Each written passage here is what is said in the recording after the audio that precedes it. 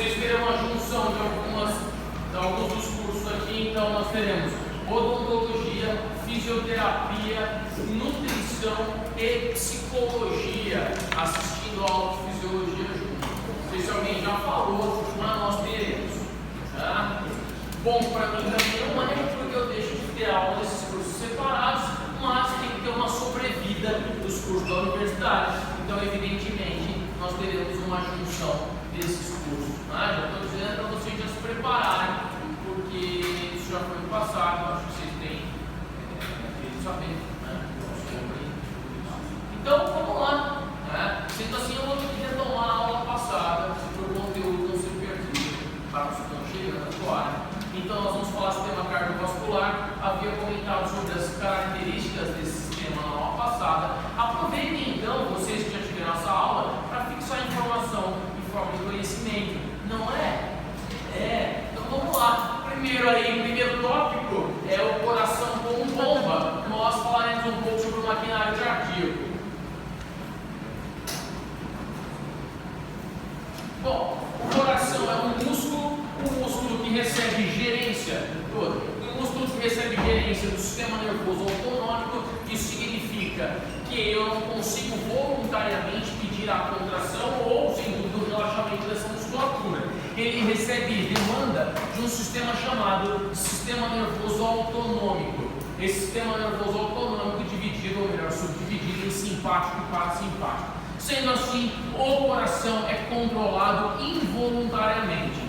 Mas também não significa que outros fatores ambientais não possam modificar a frequência do batimento ou talvez a manutenção das pressões impostas ao maquinário cardíaco e a todo o sistema de dissipação sanguínea. Então nós falaremos agora, nesse momento, sobre o coração como bomba. É um músculo, o músculo está alojado na região mediastinal, na região de mediastina, na região central, e com uma parte do próprio voltada ao hemicorpo esquerdo. Isso significa que o coração não está em sua totalidade do lado esquerdo do corpo. Ele está na região central torácica, está na região mediastinal, está colocado entre as duas massas pulmonares, entre o pulmão direito e esquerdo. Este coração centralizado no mediastino tem o seu ventrículo esquerdo voltado para o hemicorpo esquerdo. Não é que esse coração está do lado esquerdo do corpo, não. Ele tem o seu ventrículo esquerdo voltado à parte do hemicorpo esquerdo, do hemitórax esquerdo. Então, por isso que coloquialmente se diz que o coração fica do lado esquerdo do peito. Mas ele fica centralizado com o ventrículo esquerdo voltado para o hemicorpo esquerdo. Sendo assim, esse coração precisa de apoio, é um órgão pesado, não é? E precisa de um apoio. Esse apoio é dado através de tecidos conectivos, chamados de fáscias. Essas fáscias aderem à máquina cardíaca nas porções posteriores das estruturas de outros órgãos que eu citarei, e dentre eles o componente de arcabouço ósseo. Então esse coração ele fica posicionado em cima de uma musculatura que é a musculatura, seja bem-vindo, na musculatura diafragmática, e também entra em contato através de uma adesão facial, né, uma fáscia, entra em contato das vértebras torácicas superiores. Então esse coração fica fixo na coluna torácica superior através de um componente facial, né, de uma membrana conectiva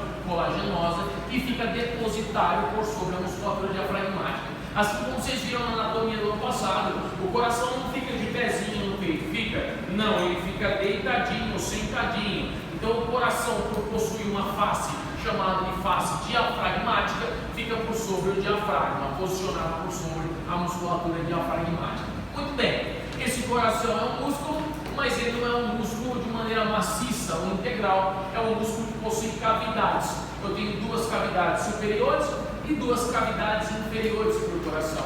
As duas cavidades superiores são os átrios e as duas cavidades inferiores são os ventrículos. Os átrios são menores e os ventrículos maiores. Isso diz respeito ou conjectura uma situação que não é mais uma hipótese, né? Que o sangue ele tem um controle descendente. Então, segundo a capacidade que nós temos de adequação pela força gravitacional, a gente sabe que de átrios para ventrículos a demanda é um pouco menor e a força a ser execuível ventrículo também é menor. Então os átrios, eles precisam de uma força muito menor de bombeamento em prol da descida do sangue dos próprios para os ventrículos. Então o sangue passa de átrios para ventrículos com uma força de bombeamento menor do que dos ventrículos para o corpo e para os pulmões, vocês sabem disso, tá? Então vamos lá, anatomicamente os dois átrios são superiores e são menores, e os dois ventrículos são inferiores e são maiores. Eu tenho átrio direito, átrio esquerdo, ventrículo direito e ventrículo esquerdo. Sendo assim, possuir átrios e ventrículos de um lado direito e esquerdo me determina por conseguinte a possibilidade de ter um hemicoração carbonado e um oxigenado. Ok? Seja bem-vindo, à vontade. Aí, o que acontece? Eu preciso de uma musculatura muito bem feita para poder bombear esse sangue. Esse sangue tem um ciclo ou um circuito para o fluxo. E esse circuito, para ficar um pouco mais fácil, a gente sempre explica o circuito a partir do ventrículo esquerdo, através do bombeamento do sangue por uma válvula chamada válvula aorta, e essa válvula aorta ou aórtica leva o sangue em sentido ascendente para uma artéria também chamada de artéria aórtica. Então veja, eu tenho uma válvula que controla o esvaziamento ventricular esquerdo e também controla, de certa maneira, o enchimento da porção aferente ou ascendente da aorta, ok? Esse sangue, ele é bombeado através da força extrema executada pelo ventrículo esquerdo. O volume de sangue bombeado do ventrículo esquerdo por minuto é chamado de débito cardíaco, é o que a gente chama de DC. O que é DC? É o nosso famoso débito cardíaco. O débito cardíaco é o volume de sangue bombeado pelo ventrículo esquerdo em quanto tempo? Em 1 minuto. O volume de sangue bombeado pelo ventrículo esquerdo em 1 minuto é o chamado débito cardíaco. E disse a vocês que há uma variabilidade volumétrica que pode ser de 650 ml até 700, 750 ml.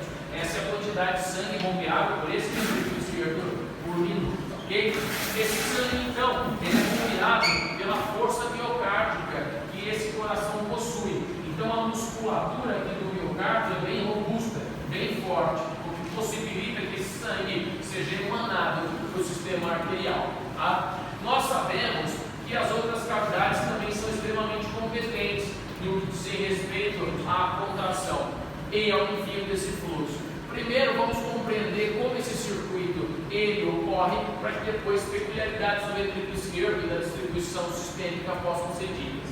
Vamos lá, eu tenho o átrio direito, eu tenho o átrio esquerdo, que tantas vezes falei nessa minha vida, inclusive para vocês, eu tenho o ventrículo direito e o ventrículo esquerdo.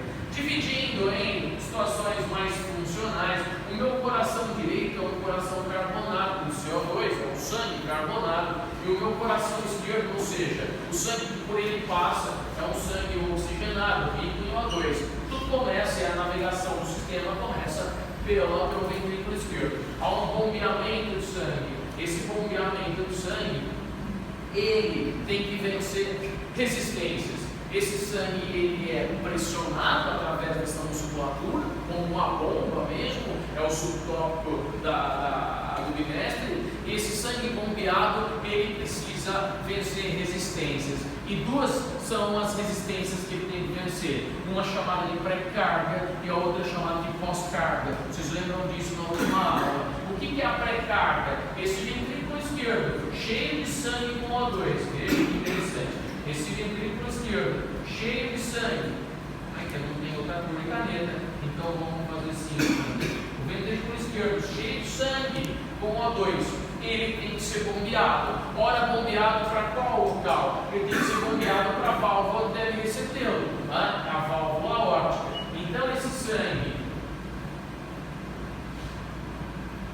recebido pela válvula aórtica, ele tem que vencer a resistência da própria. Mas tem uma situação prévia da qual é muito importante, que é o enchimento da própria cavidade. Se a cavidade ventricular não enche direito, significa também que ela não tem força para bombear direito.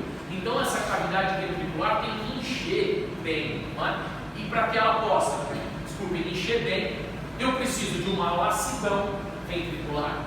Eu preciso que esse ventrículo ele possa tornar mais macio, que ele possa abrir, que ele possa ficar relaxado, ou em outras palavras, que ele possa ter uma diástole. Então, primeiro, os meus ventrículos passam por um relaxamento, uma diástole. Durante esse processo de relaxamento de musculatura ventricular, durante esse processo de diástole, esse sangue vai enchendo o ventrículo esquerdo. E esse sangue vai enchendo porque vem de onde? Esse sangue vai enchendo porque vem do átrio esquerdo, não é? Esse sangue vem do átrio esquerdo, oxigenado, e desce para o ventrículo esquerdo.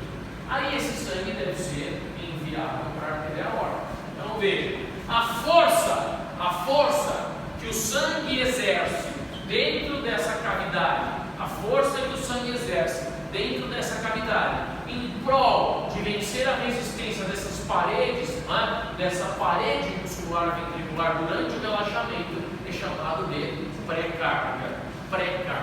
Então, o que é pré-carga? Vamos lá. O que é, primeira definição, o que é pré-carga? Pré-carga é a força que o sangue exerce nas paredes ventriculares em prol de vencer sua resistência. Durante qual fase do coração? Durante a sístole ou a diástole? Durante a diástole. Então, durante o relaxamento, o sangue há de vencer a resistência das paredes ventriculares. Esse nome nós damos de pré-carga. Há alguma dúvida? O que é pré-carga? Pré-carga é a força que o sangue exerce em prol de vencer a resistência das paredes ventriculares durante o relaxamento. Sim ou não? De novo, o que é pré-carga? É a força que o sangue exerce em prol de vencer a resistência das paredes ventriculares durante o relaxamento. Então, imagine que aquele ventrículo está enchendo sangue, está enchendo. Claro, quanto mais volume eu tenho, mais pressão eu tenho. Então, veja, eu tenho um volume grande e esse volume ajuda a ganhar o que? Lassidão dessa musculatura, para caber mais sangue ainda. Isso é chamado de pré-carga. Pré-carga é a força que esse sangue exerce em prol de vencer a resistência desse ventrículo.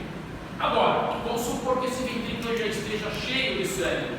Esse sangue tem que ir para algum lugar, não tem? Esse sangue vai para onde? Agora esse sangue vai a caminho do sistema arterial. Veja, esse sangue sai do ventrículo esquerdo e vai para a artéria aórtica. Só que antes de percorrer a artéria aórtica, esse sangue tem que vencer a resistência de uma válvula aqui. Ou você pensa que a conexão é direta entre a cavidade e o tubo grosso com a aorta? A conexão não é direta. Eu tenho uma portinhola, eu tenho uma válvula, uma situação valvar ou valvular. Sendo assim, eu tenho que vencer a resistência dessa válvula. Tem ou não tem?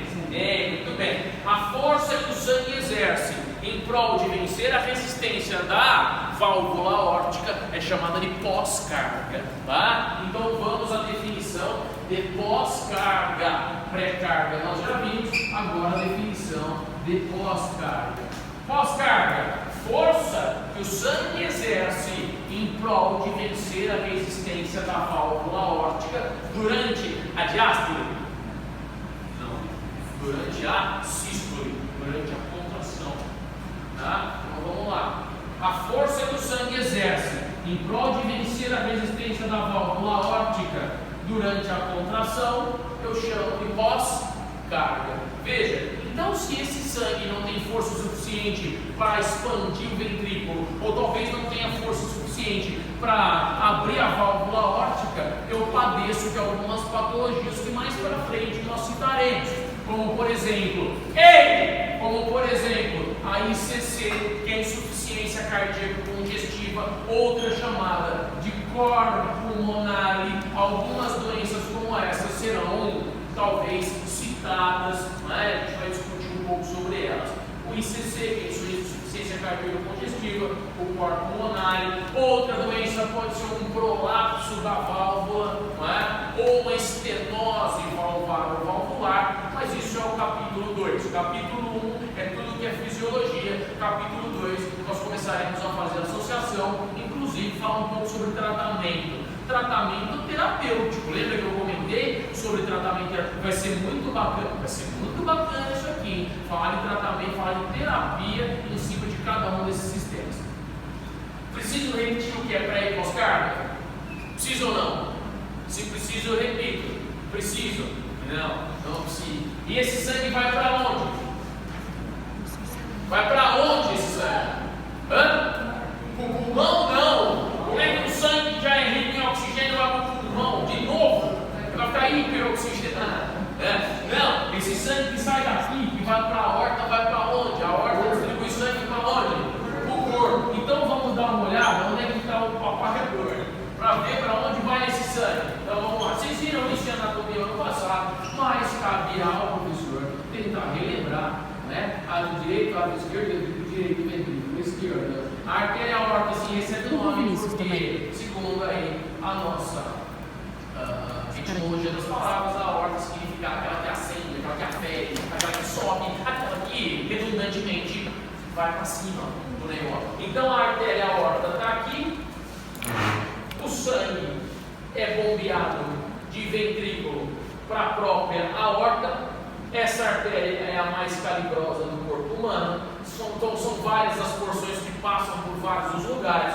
Vocês lembram, para quem teve anatomia lembra, eu tenho um arco aórtico, eu tenho um botão aórtico aqui, eu tenho uma distribuição para pescoço, cabeça e membro superior. Por um lado direito eu tenho um tronco muito bonito, chamado tronco bracocefálico. Do tronco bracocefálico sai a minha carótida comum direita, sai também dele uma artéria chamada de artéria axilar. Da artéria do tronco bracocefálico eu tenho inclusive essa porção que é a subclávia. Da subclávia eu tenho a saída da minha artéria vertebral direita. Do meu lado esquerdo todo santo ajuda, então as artérias saem da aorta. A minha carótida comum esquerda sai do arco aórtico.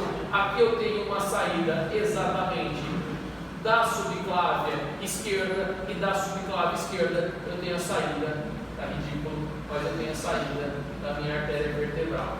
Bom, lembrando que aqui eu tenho também uma axilar, essa axilar dá origem à braquial, essa braquial se subdivide na região do cúbito em radial e lunar, e depois eu tenho lá a minha anaspomose palmar e tenho as outras que estão por aqui. O que eu quero que vocês saibam é que essas artérias do sistema nervoso central não vou comentar esse ano. Não dá para comentar esse ano a artéria do sistema nervoso central. Não vou falar de cerebral média, cerebral posterior, cerebral anterior, polígono de Willis, lembra? Comunicante anterior, comunicante posterior. Não dá para falar sobre perfurantes. Nós vamos falar sobre só o sistema, né? Rapidamente. Essa artéria aórtica chamada de ascendente, esse é o arco aórtico, é o botão aórtico. A aorta tem uma porção descendente aqui proximal, depois ela passa a se tornar uma aorta torácica, vocês lembram disso? Eu tenho várias artérias aqui, que são aquelas artérias que vocês estudaram para anatomia, que são as artérias intercostais posteriores.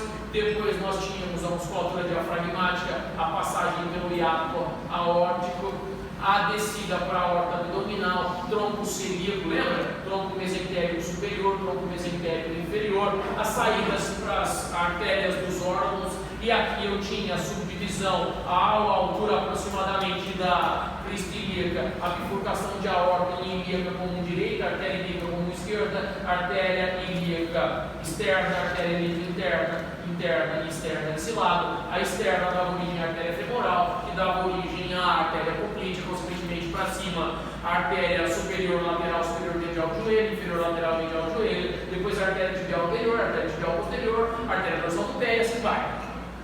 Beleza. O que importa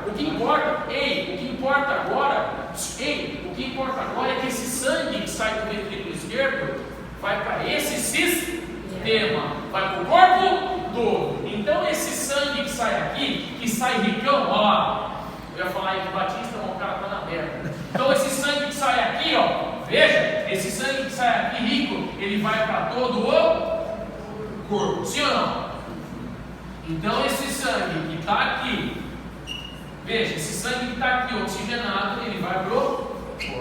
Agora pergunto a vocês, esse sangue ricão que vai para o corpo não usa desse sangue? Em todos aqueles órgãos e tecidos que eu nem me adentrei ainda, esse sangue vai ficar como depois de ser usado? Pobre, pô, porque aí o sistema todo vem o sangue rico no fígado, o fígado usa, sai o sangue o que do fígado? Pobre. Vem o sangue rico pro rim, sai o que do rim? Pobre. Vem o sangue rico no músculo, sai o que do músculo? Pobre. Então ele é enviado através de um sistema, vocês estão vendo? Ele é enviado rico através do sistema arterial. Vamos. Ele é enviado através do sistema arterial. Para onde ele é enviado através do sistema arterial? Para o corpo. O corpo usa, não usa? Depois eu tenho que puxar esse sangue que está pobre de todo o corpo. Eu tenho que sugar, eu tenho que drenar esse sangue pobre do corpo. E essa drenagem é feita através de um sistema o quê? Venoso. O sistema arterial distribui oxigenado, rico em nutrientes, e o sistema venoso recapta. Ele pega de volta esse sangue, só que evidentemente sem oxigenação, ok? É claro que agora, esse sangue que volta pelo sistema venoso, as veias que vêm da perna, as veias que vêm da cabeça, do braço, do tronco, esse sistema venoso que traz sangue pobre, esse sistema tem poder suficientemente grande para levar esse sangue para os pulmões? Não tem. Como é que um vaso venoso do teu braço vai bombear sangue para o teu pulmão? Não consegue. Consegue? Não consegue. Então, esse sangue venoso, ele pede ajuda para quem? Para nossa o quê? Bomba. Aí pede. Aí esse sangue venoso entra onde? No coração, que pede ajuda para essa catapulta, que é uma bomba. Esse sangue pobre, então, ele entra no átrio direito, desce para onde? Para ventrículo. Ué, desceu aqui. Desce para ventrículo o quê? Direito. Agora sim, o ventrículo direito não é potente. Agora você vê como é que são as coisas. Aí esse sangue pobre, ele é bombeado do ventrículo direito para onde? Pulmão. Ou os pulmões. Esse sangue é bombeado para cá, sim ou não?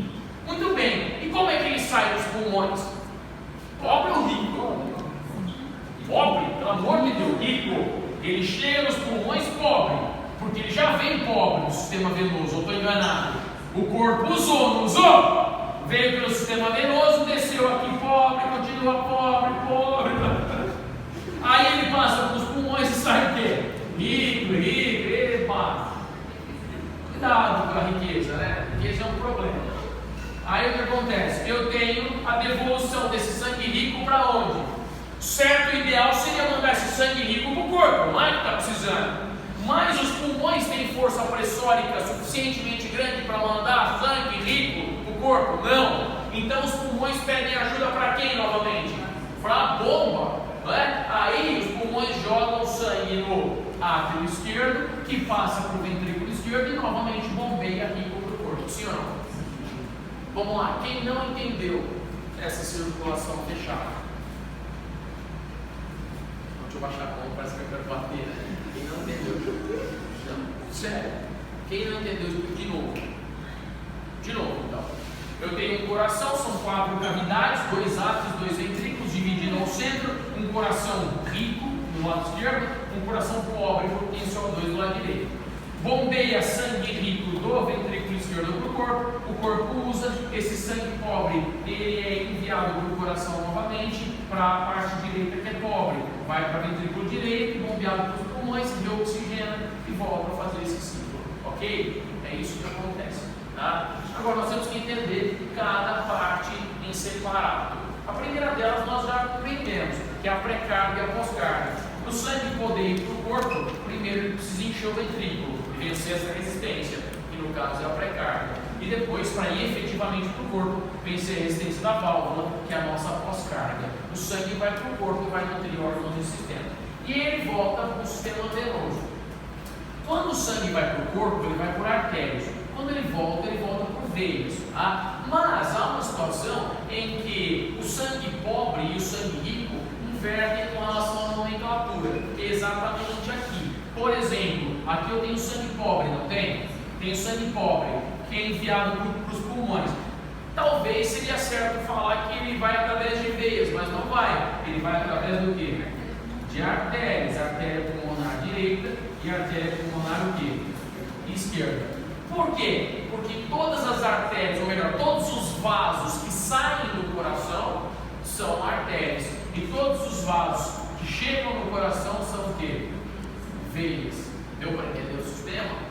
Então, a única vez em que uma artéria ela leva sangue pobre é quando leva sangue para ser reoxigenado nos pulmões. A única vez em que uma veia leva sangue rico é quando sai dos pulmões através de veias pulmonares direitas e esquerdas e vai para átrio para poder levar sangue rico para o átrio esquerdo. Tá? Então, basicamente é isso. Pensando nesse sistema, veja,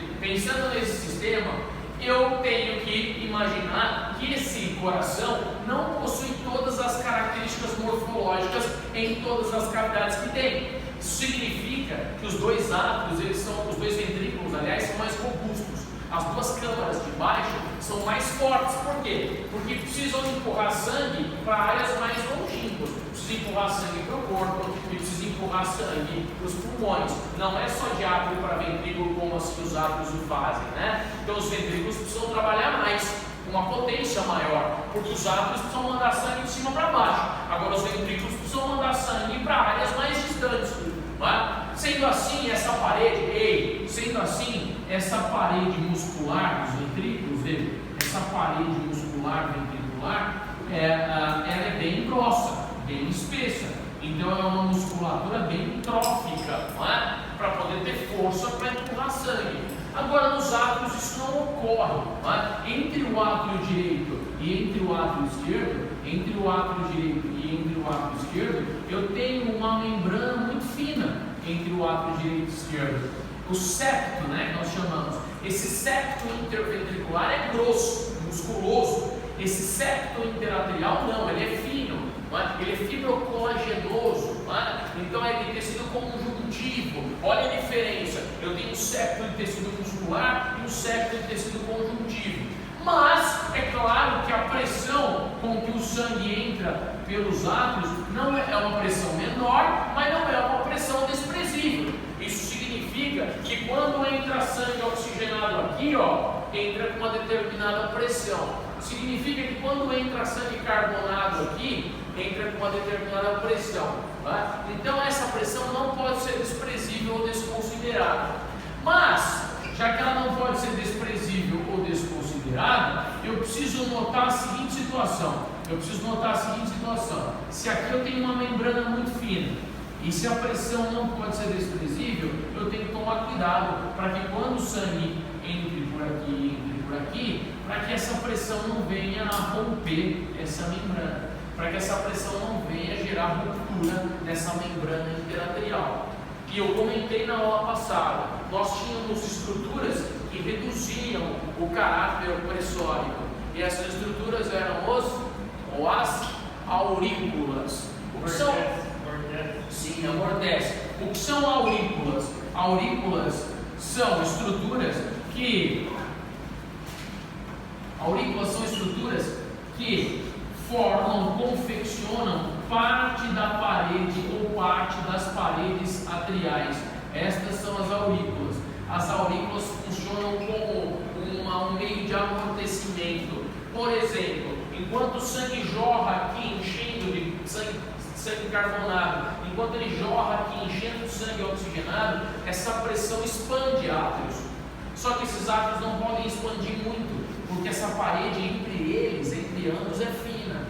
Então, para que o sangue, quando aqui jorre, não espirre na parede do septo interatrial, eu tenho a aurícula, que é uma porção do átrio, uma porção mais lateral do átrio, que tem um tecido conectivo mais elástico. Então o sangue bate e o átrio expande. O sangue bate e o átrio expande. Isso fornece um mecanismo de amortecimento, Dorta? Amortece o sangue e evita, claro, que essa pressão possa gerar algum dano, alguma injúria nesse septo interatrial. Então, basicamente é isso, ok? Bom, o circuito foi dado e a oxigenação ou reoxigenação do sangue também foi comentada na aula passada. Eu vou comentar novamente aqui. Quando esse sangue sai pobre pelo ventrículo direito, ele tem que se reoxigenar onde? Nos pulmões. Esses pulmões funcionam como bexigas. Eu dei esse exemplo na aula passada e volto a comentar aqui dessa maneira. Tá? Então eu tenho o pulmão direito, eu tenho o pulmão esquerdo. Essas são duas bexigas. Claro que o diafragma ficou fora agora. Vou posicionar esse diafragma. Se eu tirar um pedacinho para uma biópsia e colocar um microscópio, vocês vão observar que esse pulmão é formado por uma junção, um aglomerado de unidades funcionais pulmonares chamadas de alvéolos. Esses alvéolos são pequenas bexiguinhas que unidas formam uma grande bexiga. Tá? Esses alvéolos são dotados da capacidade que nós chamamos de complacência. O que é a complacência? O alvéolo expande e depois insufla, desinsufla, insufla, desinsufla. Bom, esse alvéolo quando expande é porque ele expande durante o processo de inspiração, quando recebe o ar. E se recebe o ar, o que a gente quer adequar para essa inspiração é a captação simplesmente de um gás chamado de oxigênio. E quando eu faço a expiração, quando eu solto o ar e o ar sai, eu estou liberando o que? CO2. Quando o ar entra, eu estou trazendo o que? O2. Então o oxigênio entra e o CO2 sai. Muito bem. Mas nada impede que os dois não tenham uma convivência, que eles não se encontrem no mesmo ambiente. Aliás, eles se encontram, né? Então eu tenho tanto o oxigênio quanto o que aqui dentro? CO2. Eu tenho CO2 e oxigênio. Maravilha. Então, quando o sistema está levando sangue pobre para os pulmões, quando o sistema está levando sangue pobre para cá, através de vasos bem pequenos, não é? Que através da anastomose são chamados de capilares, porque assim funciona dessa maneira. Essas artérias, é claro que não chegam desse tamanho do pulmão, né? Essas artérias vão capilarizando. Essas artérias, elas, para levar o sangue para os pulmões, essas artérias são maiores, depois elas vão se dividindo, depois dividindo mais ainda, depois dividindo até chegar pequenininho nos pulmões. Elas chegam como o quê? Como capilares desses pulmões. E esses capilares, eles precisam ficar o quê? Justapostos, isso significa coladinhos nos alvéolos. Então isso aqui é um vaso sanguíneo, isso aqui é um capilar sanguíneo. Isso é um capilar sanguíneo. O que tem dentro de um capilar sanguíneo? Sangue. Tem sangue. Dentro do capilar sanguíneo tem sangue. Sangue está rico no que está chegando? CO2, não é? Esse sangue não está rico em CO2, ele está indo ser reoxigenado? Claro. Então esse sangue está rico em CO2. Muito bem.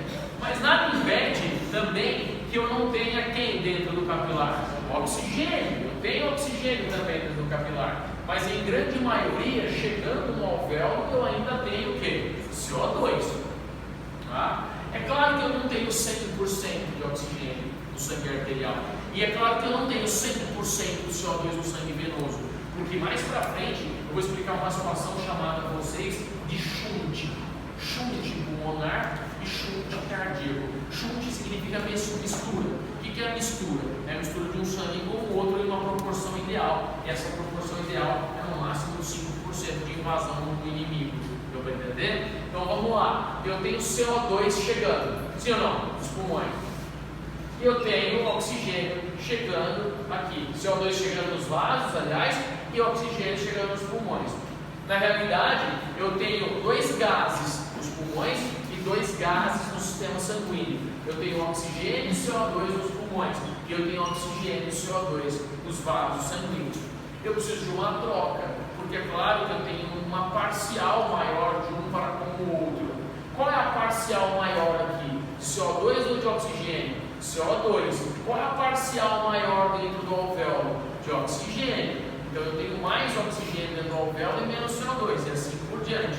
Mas essa parcial não é tão somente da quantidade, essa parcial é dada pela pressão, é uma parcial pressórica. Então, como é que funciona a troca gasosa? Como é que eu deixo o CO2 lá e levo embora para o meu sistema sanguíneo o oxigênio? Eu trabalho com uma diferença pressórica. Então, os pulmões trabalham sempre por diferença pressórica. Eu tenho diferença entre a pressão desses gases, desses 4 gases. Aliás, são 2 gases, mas são duplicados, cada um em sua área. Sendo assim, eu inspiro o oxigênio, e o oxigênio que está expandindo a bexiguinha só tem um local para ir. Ele só tem um local para qual ele pode passar. E esse local é o capilar. Professor, significa que eu tenho uma passagem desse oxigênio inspirado? Eu tenho uma passagem do oxigênio para cá? Sim, senhor. Professor, significa que o meu CO2 que está dentro do sangue, ele tem que ir para algum lugar também? Claro que tem. E esse CO2 passa aí para o alvéolo. E aí não há segredo nenhum. O CO2 sai do sangue para ir para o alvéolo para ir embora através da expiração, sim ou não? E o oxigênio, ele passa do alvéolo para o capilar para ele ir embora, oxigenando maravilhosamente bem o sangue. Só que isso é dado por diferença de pressão. Isso significa que quando eu puxo o ar, eu puxo esse ar e trago quem comigo? Oxigênio. O quanto de pressão de oxigênio eu tenho expandindo a parede desses alvéolos? O quanto de pressão de oxigênio eu tenho? 104 milímetros de mercúrio. Então, o oxigênio que eu puxo da atmosfera, ele entra no meu pulmãozinho, né, e faz pressão de quanto? 104 milímetros de mercúrio, que é a unidade de medida, ok? Sim ou não? Agora, é claro que eu preciso de uma pressão de CO2, é menor, e é muito menor. A pressão de CO2 é de 40 milímetros de mercúrio. Ah, por que, professor? Porque eu não posso voltar com o CO2 para dentro do vaso. Você é louco? Cachoeira, né? Você não pode voltar com, o CO2 para quê? Você não pode voltar com o CO2 para dentro do vaso sanguíneo. Já que você não pode voltar com o CO2 para cá, o CO2 tem que ter uma pressão maior ou menor do que o oxigênio? Menor. Vamos aumentar esse alvéolo, vocês não estão entendendo. Eu tenho uma bexiga, eu tenho um vaso sanguíneo, eu puxo o ar, não puxo? Não puxa o ar? Como é que você respira? Você puxa o ar, esse ar eu estou precisando do que desse ar? Nitrogênio, hélio, neônio? Não, eu estou precisando do que? De oxigênio. Quando eu solto o ar, eu estou liberando para a atmosfera o que? Depende, muita coisa, né?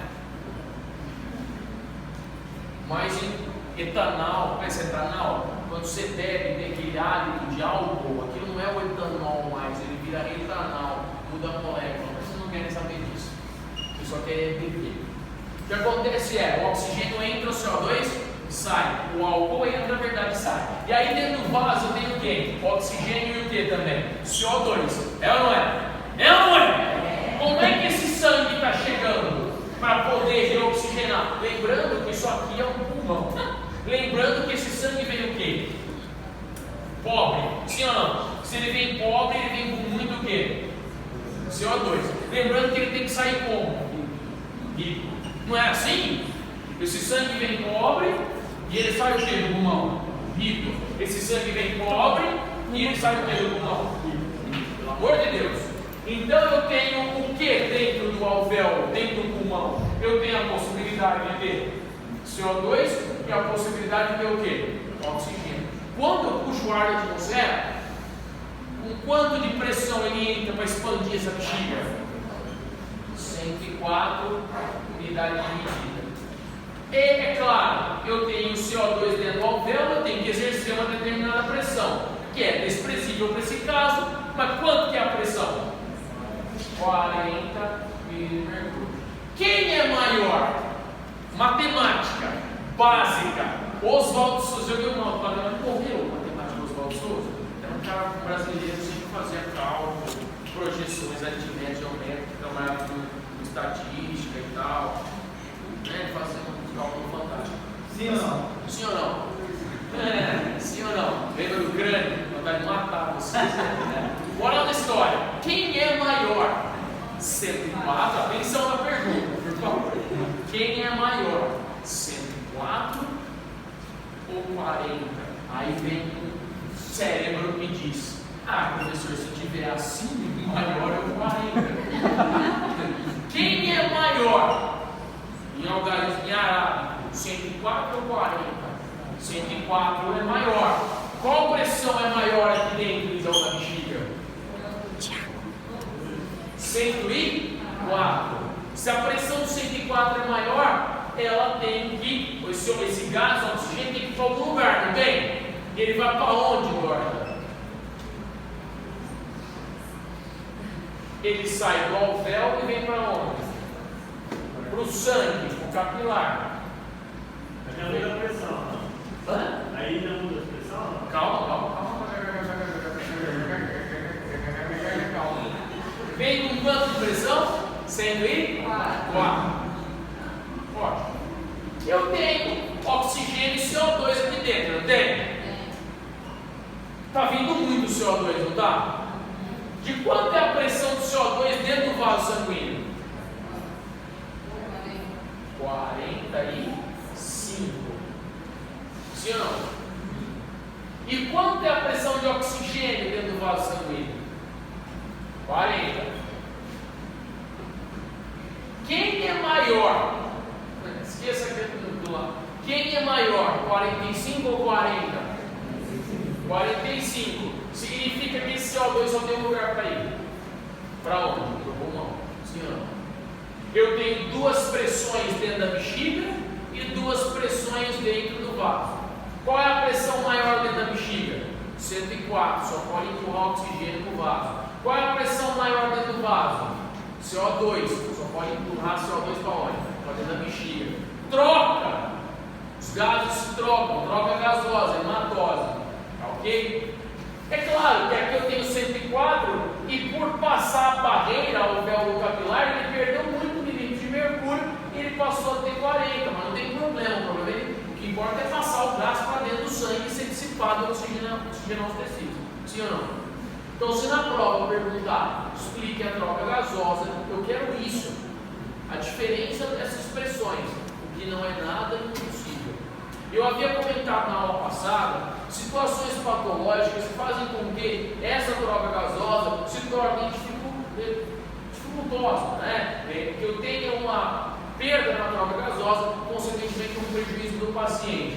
Eu disse a vocês, já que eu tenho um vaso sanguíneo, já que eu tenho uma parte pulmonar, tanto faz se o problema é vasal ou se o problema é pulmonar, haverá um prejuízo nessa troca gasosa, porque esta barreira que nós temos aqui, ó, entre a superfície do vaso e, é claro, a superfície e toda a camada alveolar é chamada de barreira alveolo-capilar. Então, essa barreira alveolo-capilar, essa barreira alveolo-capilar, ela pode o quê? Se espessar, engrossar por problemas no vaso ou por problemas aonde? No pulmão. E aí citei alguns desses problemas. E o primeiro deles foi a fibrose cística, lembra? Uma doença autoimune onde as células se voltam contra um mecanismo de produção de líquido alveolar e espessam a parede do alvéolo.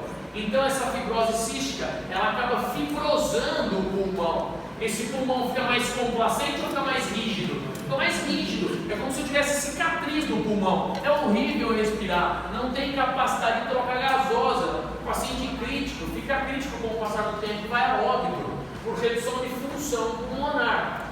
Só que além da fibrose cística, nós temos outras. Por exemplo, uma DPOC, doença pulmonar obstrutiva crônica. A gente tem, por exemplo, outras doenças restritivas. A gente tem enfisema, bronquite, né? Bronquiolites. Então, o que acontece é que eu tenho problemas pulmonares que geram espessamento nessa barreira aqui, na região alveolar. Tá? Muito bem. E problemas no vaso? São derivados de situações que também comentei. Talvez a aterosclerose e a arteriosclerose que estava na aula passada. Então, se o indivíduo tem uma modificação do hábito alimentar, E o consumo excessivo de gordura ou açúcar adicionado, ele pode ter um acúmulo dessas substâncias de maneira intravasal. Sendo assim, o paciente que tem uma aterosclerose, onde atero significa gordura, esclerose significa branco envelhecido, o indivíduo pode ter um depósito de placa de ateroma, um depósito de placa de gordura dentro do vaso. Essa placa de gordura pode gerar uma barreira para a troca gasosa, mas normalmente o problema vem até antes do sistema.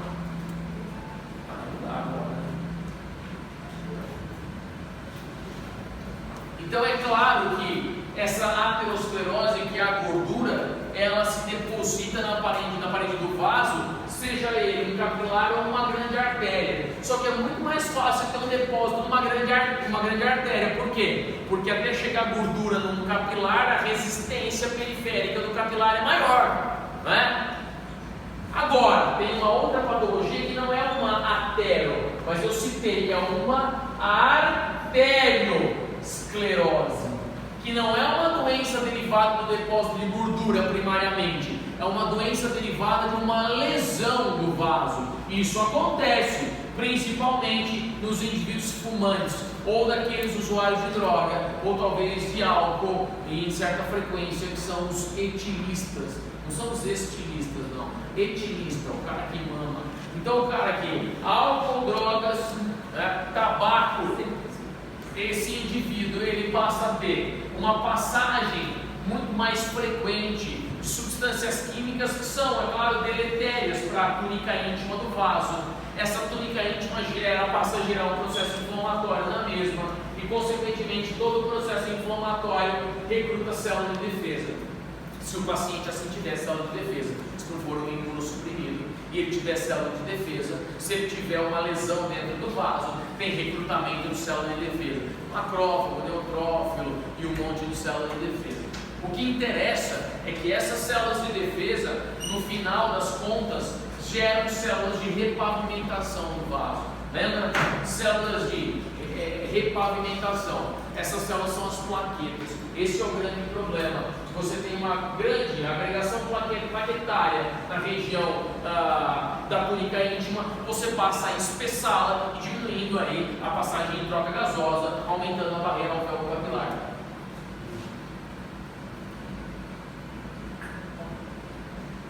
Então é mais ou menos por aí. Tá? Então, doenças derivadas etiologicamente de cunho pulmonar dificultam a passagem, a troca de gás, e doenças derivadas aí de cunho vascular também as dificultam. Professor, seria uma perda na parte intraoperatória, a pressão maior de 45 e o O2 é 40. É aqui, ó. A pressão, a maior pressão dentro do capilar é de CO2, é 45, porque a de oxigênio é 40. Entre 40 e 45 deveria ser CO2. CO2 é empurrado com o alvéolo. Porque eu preciso o quê? Fazer o quê com ele? Soltar CO2. E lá dentro é o seguinte: quem é maior dentro do alvéolo? Oxigênio, 104 em detrimento a 40. 104 é maior, o único lugar que ele tem para ir é para dentro do vaso. Tá? Alguma dúvida?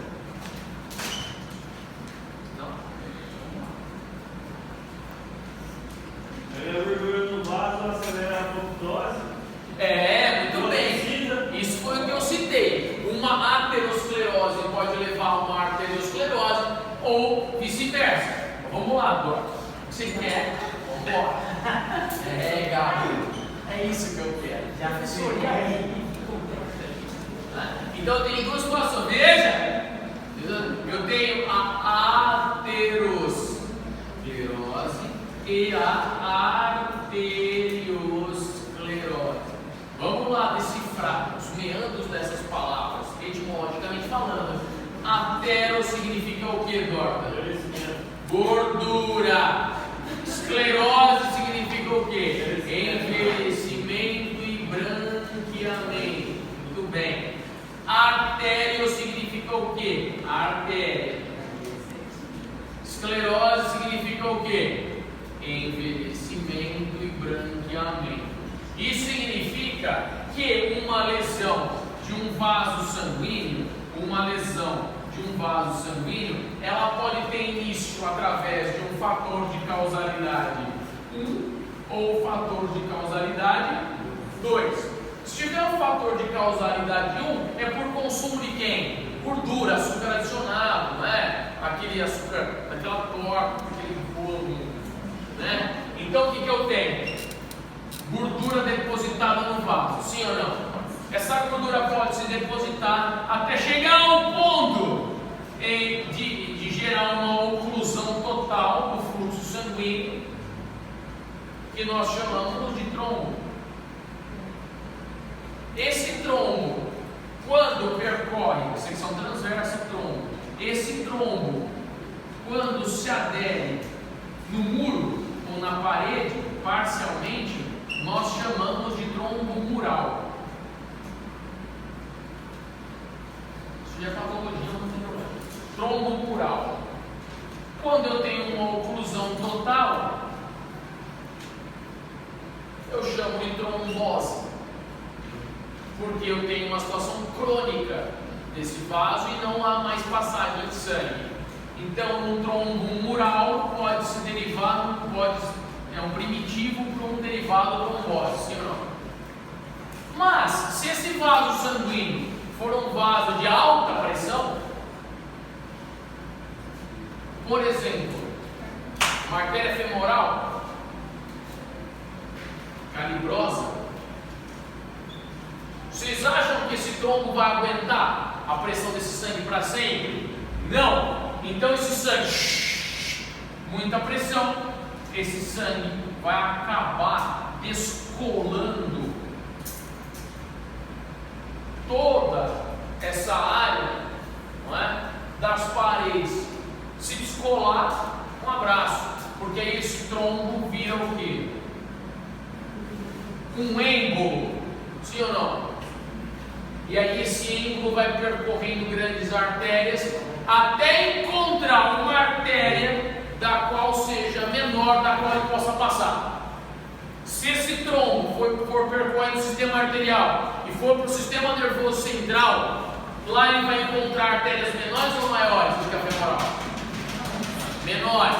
E se encontrar artérias menores, provavelmente por lá ele ficará. Acidente vascular encefálico isquêmico, um AVE isquêmico. Né? Então, um trombo mural pode virar um trombo, uma trombose, e uma trombose pode virar um êmbolo, consequentemente percorrer o sistema circulatório. Bom, mas não é isso que evidentemente a gente está trazendo. A gente está trazendo o mecanismo de lesão, não é? Além disso acontecer, qual outro prejuízo que eu posso ter em ter o contato de uma gordura no vaso?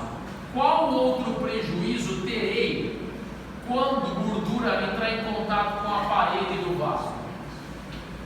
A gordura é altamente reativa ao oxigênio. A gordura é altamente reativa ao oxigênio. Oxida. A gordura oxida, pô. É o que nós chamamos de peroxidação lipídica. Quando a gordura entra em contato com a túnica íntima vascular, eu tenho um processo chamado de peroxidação lipídica. Isso significa que o vaso sanguíneo passa a oxidar também. Não só a gordura oxida, mas o vaso também oxida. Isso acontece porque a gordura tem um poder incrível de trazer para si uma espécie altamente reativa ao oxigênio, que é o Eros. Lembra? Eu brinquei, não é o Eros no hotel, eu até falei o Eros. São as espécies reativas de oxigênio singleto, que é um oxigênio altamente reativo. Molecularmente falando, ele é altamente reativo. Isso significa que se essa parede do vaso começar a oxidar, ela começa a morrer aos poucos, mas muito velozmente do que morreria de maneira normal. Tem uma palavra em patologia chamada de apoptose. Apoptose é a morte programada. As células são programadas para durar até um certo tempo. A partir daí elas começam a perder capacidade de troca energética. Consequentemente, se eu tenho muita espécie reativo ao oxigênio, eu acelero o que com essa oxidação? Essa morte programada. Vai morrendo célula, mas vai morrendo célula muito mais rápido do que deveria. Quando morre muita célula aqui, significa que a parede do vaso padece por isso. Sofre uma inflamação. Ei! Sofre uma inflamação. Se sofre uma inflamação, já não é mais somente uma arteriosclerose. É um quê? Arteriosclerose. Por quê? A arteriosclerose é uma doença que torna a artéria velha, branca, sem função e inflamada. Significa, professor, que uma gordura dentro de um vaso não somente pode ocluir e diminuir o fluxo sanguíneo, as células morrerem por hipóxia secundária? Não somente. Se eu tenho gordura dentro do vaso, não é só as células que vão ficar sem receber sangue lá na frente. Se eu tenho gordura dentro do vaso, essa gordura oxida e mata o vaso por dentro. Deu para entender? Então o prejuízo da gordura não é só em tapar, é também tapar e reduzir o fluxo e matar a célula que depende desse fluxo. Mas não é só tapar. Se eu tenho gordura tapando, o problema não é só esse, é que essa gordura vai matar a parede desse vaso. Esse vaso vai ficar enfraquecido, sim ou não? E esse vaso enfraquecido perde um componente muito importante que é o colágeno. Quando o vaso fica enfraquecido, ele perde colágeno. Significa então que esse colágeno é substituído por fibrose. Esse vaso então ele não fica mole, esse vaso fica duro. Se você pegar os vasos sanguíneos, as artérias dos idosos que não tiveram uma qualidade de vida ao longo do seu percurso cronológico, olha que bonito, esses idosos terão a palpação vasos duros, enrijecidos. Né? Por isso que muitas vezes vocês vão ter uma aula prática de aferição de pressão arterial. Né? Bacana. Por isso que muitas vezes você está aferindo a pressão arterial do idoso e dá falso o quê? Positivo ou negativo? Dá falso positivo. Ele nem pressão alta tem, mas você está fechando o manguito na artéria dele e a artéria dele não está fechando, porque a artéria dele está dura. Entende o que eu quero dizer? Você vai fazendo pressão no manguito, mas coloca 180, coloca 200, 220 e o manguito não é capaz de fechar o vaso. Se o manguito não é capaz de fechar o vaso, você vai soltando ali, você se escuta antes, porque ele não está fechando o vaso. Então dá um falso positivo para a pressão. O que você faz? Você faz uma manobra chamada de manobra de Osier. O que é a manobra de Osier? Antes de você soltar a válvula, com licença, ou talvez o André que está aqui só para dar uma estimulada para acordar. Coloco o manguito aqui. O que eu faço? Eu palpo a artéria radial e ulnar e vou insuflando. Enquanto eu não sentir a redução, a cessação do fluxo, significa que a minha aferição está falsa. Eu tenho que apertar o manguito aqui até parar de pulsar no punho, concorda? Porque eu tenho que apertar o manguito até o punho parar de gerar pulsação. Mas isso normalmente não é feito. Vai lá, o pessoal vai insuflando, coloca até 200 e solta. A hora que solta, continua batendo, né? Continua batendo porque não está conseguindo concluir. Você fala, puta que pariu, está 200, a sistólica do cara, está 180, e está nada, está normal a pressão. O problema é que o vaso dele está enrijecido. Então como é que eu vou captar uma pressão, sendo que ele está enrijecido? Vai no outro braço. E se o outro braço vai na perna? Coleta a pressão na artéria dorsal do pé com o manguito na perna do carro. Sim ou não? Gostou, né? Sim ou não? Está prestando atenção? Então tá bom. Muito bem. Deu para entender a aterosclerose e a arteriosclerose? Uma leva a outra. O depósito de gordura oclui por si só e gera prejuízos e também, é claro, oxida a parede do vaso, gerando uma lesão na parede. E essa arteriosclerose é uma lesão provocada por agentes químicos ou físicos, né? Eu citei talvez na aula passada o paciente dialiticamente ativo, vai fazer hemodiálise e começa com uma fístula no braço, é uma lesão mecânica que leva a um processo inflamatório, forma plaqueta fica por dentro do vaso, é um prato cheio, um papel pega-moscas que a plaqueta é, para a gordura se depositar, ok? Alguma dúvida? Não? Vamos a duas questões para a fixação do conteúdo? Fazer isso, né? Vamos lá. Primeira questão. Eu tenho que voltar aqui, hein? Ó, ei, eu tenho que falar de líquido pleural, lembra? Pleura visceral, pleura parietal, movimento de contração diafragmática. Tem muita coisa ali. Vamos lá, primeira questão. Primeira questão. Qual a importância